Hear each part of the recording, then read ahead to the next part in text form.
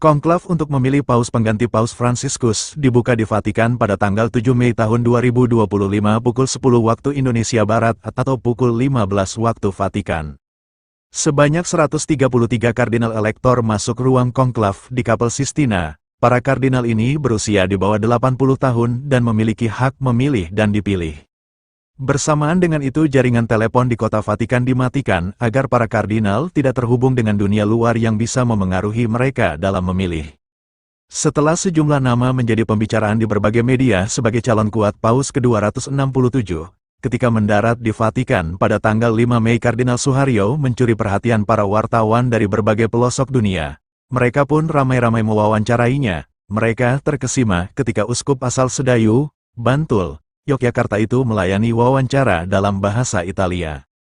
Selain itu, silih berganti peziarah di lapangan Santo Petrus meminta Kardinal Suharyo untuk berfoto bersama. Dengan ramah dan sabar Profesor Doktor Kitab Suci itu melayani mereka. Lantas, bagaimana peluang Kardinal Suharyo menjadi paus? Suharyo tidak berambisi menjadi paus, apalagi dia memandang menjadi paus bukanlah peningkatan karir. Bahkan dia mengatakan, bercita-cita menjadi paus itu bodoh. Namun demikian, kalau Roh Kudus membuat kejutan dengan menuntun tangan para kardinal elektor untuk memilihnya, tentu saja pria yang pada masa kanak-kanaknya bercita-cita menjadi polisi itu tidak bisa mengelak, dia akan menerima tugas perutusan itu. Kalau Kardinal Suharyo terpilih sebagai paus, maka dia akan seperti Paus Fransiskus yang menyandang sejumlah predikat. Pertama, dia akan menjadi paus pertama dari Asia. Dia juga akan menjadi paus pertama dari negara dengan penduduk beragama Islam terbesar di dunia. Kardinal Suharyo juga akan menjadi paus pertama dari negara dengan populasi orang Katolik hanya 3%. Saat ini, pakar kitab suci Perjanjian Baru itu berusia 74 tahun, lahir tanggal 9 Juli tahun 1950. Setidaknya dia menguasai beberapa bahasa asing, yakni bahasa Inggris, bahasa Italia, selain tentu juga menguasai bahasa Latin, Ibrani, bahasa Indonesia, dan bahasa Jawa. Saat ini menjabat sebagai Kardinal Indonesia dan Uskup Agung Jakarta. Kardinal Suharyo pernah menjadi Uskup Agung Semarang, Ketua KWI 3 periode.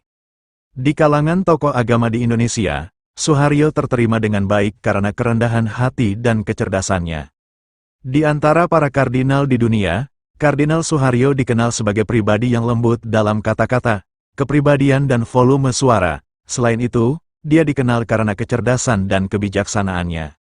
Doktor Teologi Biblis lulusan Universitas Urbaniana, Roma, Italia, 1981.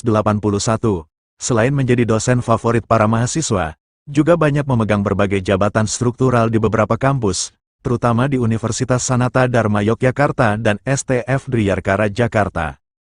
Uskup dengan moto tahbisan, Serviens Domino Cum Omni Humilitate, aku melayani Tuhan dengan segala rendah hati, merupakan penulis yang cukup produktif. Belasan buku terutama seputar kitab suci telah dia hasilkan. Kita tunggu hasil konklav, yang Gereja Katolik yakini sebagai buah karya Roh Kudus. Kita tunggu bersama nama yang disebutkan setelah asap putih mengepul dari cerobong asap Kapel Sistina dan seruan Habemus Papam dilantamkan. Apakah yang muncul adalah Kardinal Suharyo atau yang lain? Siapapun yang terpilih, itu adalah pilihan Tuhan sendiri. Kita menunggu sambil berdoa agar Tuhan mengirimkan paus yang mampu melayani Tuhan dan gerejanya dengan tekun dan setia.